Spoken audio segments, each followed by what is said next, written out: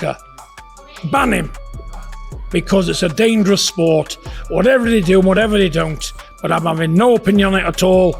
You know, a man's innocent till proven guilty. And I've been in that position myself where you're guilty when you've been pronounced guilty before the trial. I've been there, know it feels. So until the B sample comes up. UKAD, the British Boxing Board of Control's testing agency, have also tested multiple times in the build-up to this fight. They've all been negative. There was an adverse finding in a VADA test that both teams were made aware of. The levels, the blood tests, everything were analysed by both teams. You just need to know the details because if the boxing board feel it's safe to go ahead and feel it not an issue, then I'll go with the boxing board's decision. The boxing board are no fools, and therefore they don't want to set precedent.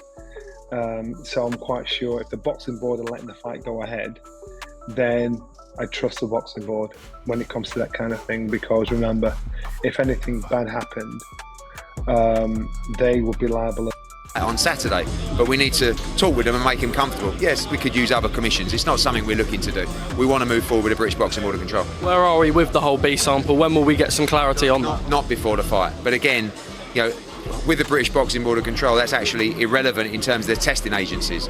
We've just been waiting for all the final test results to come back. So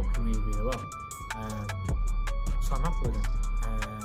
And they're the kind of opponents that you want while you're learning your craft away from the pressures and the spotlights and things like that, you know. So yeah, I'm perfectly happy with what, as long as he's active, that's all I want. Now, you know, I need to speak to him and make sure that he's active, because last year... Oh yeah, a lot of people in the world of boxing are shocked. It would answer some questions. Again, we have to let due process go on. I think with Joseph Parker, he needs to maybe follow Tyson's example when he had his issues and just, you know, say nothing or say the bare minimum. Bit like Dylan White as well, say the bare minimum. People forget.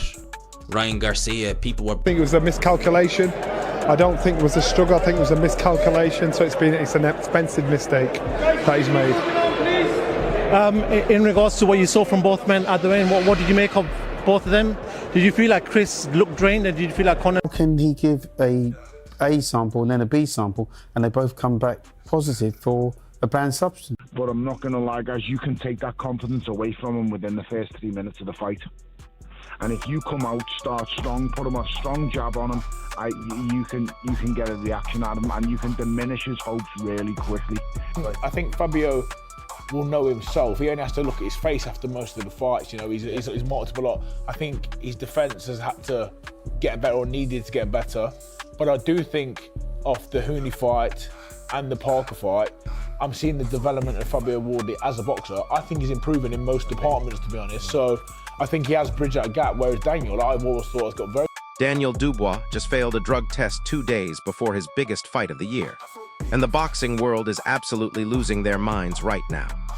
Can he give a sample and then a B sample, and they both come back positive for a banned substance? It doesn't make any sense. This is the thing, you know, I've got to put my stall up there first. Anyone that's failed drug tests, it's not that I don't sympathise with them. Here's what nobody's telling you, though. Eddie Hearn is scrambling behind the scenes trying to save this entire card while pretending everything's fine. I just feel Dubois gone over against lesser punches than what Wardley is. And it's more of a mental one. Once it starts going, I feel as though he feels it, and then he falls apart and he gets caught with a shot, and he just switches off mentally. I don't know what it is. And I think if Wardley gets off to a good start, then this... Listen to what Dave Coldwell just admitted. He thinks it might be contamination, but then drops this bombshell. A failed test is still a failed test. That's not exactly confidence right there. Why he just can't really get right. You know, he has no real skill. Pretty durable chin. Heart is kind of questionable. But here's where it gets wild. The B sample results aren't even back yet, and they're still planning to let him fight. That's either incredibly bold or completely reckless. It's a very similar situation to Billy Joe Saunders. I don't know if you remember that situation where he had an adverse finding in his VADA test. The British Boxing Board of Control were made aware, and they did not suspend Billy Joe Saunders because they do not acknowledge VADA testing. That is testing that...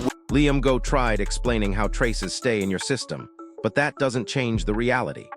Dubois' name is now under a massive cloud of suspicion, just hours before the biggest night of his career. I got Parker. Daniel Dubois, he just can't really get right. He has no real skill. Pretty durable chin. Art is kind of questionable. But I don't think skill-wise he can mess with Parker. I think Parker be too much for him. I think Parker be too much for him early in the fight. Johnny Nelson is furious about the timing. A positive test on fight morning. That's not just bad luck, that's a complete disaster for everyone involved. Now get this, Duke McKenzie just asked the question everyone's thinking. How do both the A and B samples come back positive if this was just an accident? That's when you know this situation is way worse than anyone's admitting. But forget the drug drama for a second. Tony Bellew just broke down why Fabio Wardley has more tools to win this fight anyway, and his analysis is brutal for Dubois. Fraser Clark went even further. He says Wardley has visibly improved while Dubois still relies on the same basic approach. That's not what you want to hear when you're already dealing with failed drug tests. Here's the kicker though. Paul Smith and Dave Coldwell both questioned Dubois' mental toughness when the pressure builds. They're basically saying he folds under extreme pressure. Johnny Fisher was absolutely savage, questioning whether Dubois even has the technical skills for elite-level boxing. That's a former champion getting completely torn apart by his own peers. So there you have it. Failed drug tests, mental toughness questions, and a fighter who might be completely outmatched anyway. This isn't just about one fight anymore. This is about whether Daniel Dubois' career can survive this absolute disaster. What do you think happens next? Drop your predictions in the comments. Smash that like button if this breakdown opened your eyes, and subscribe because this heavyweight division is about to get completely turned upside down. But wait, there's something even more explosive that just came to light. The British Boxing Board of Control is now reviewing their entire drug testing protocol because of this mess. They're asking how a fighter with a positive sample was even cleared to step into the ring in the first place. And here's what's really going to blow your mind. Sources close to Dubois' camp are now suggesting this isn't his first questionable test result. There are whispers about irregularities going back months that were quietly swept under the rug. If that's true, we're looking at a systematic cover-up that goes way deeper than anyone imagined. Frank Warren is doing damage control interviews left and right, but listen carefully to what he's not saying. He keeps talking about contaminated supplements and tainted meat, but he won't give a straight answer about when they first knew there was a problem. That silence is deafening. The timing gets even more suspicious when you realize the original test was taken 3 weeks ago. 3 weeks. That means everyone involved had plenty of time to figure this out, but they waited until 2 days before the fight to make it public. That's not incompetence, that's calculated. Here's where it gets absolutely insane. Wardley's team is now demanding that all of Dubois' previous victories be investigated. They want blood samples retested, they want training footage analyzed, and they're threatening legal action if the fight goes ahead. This could unravel years of heavyweight boxing results.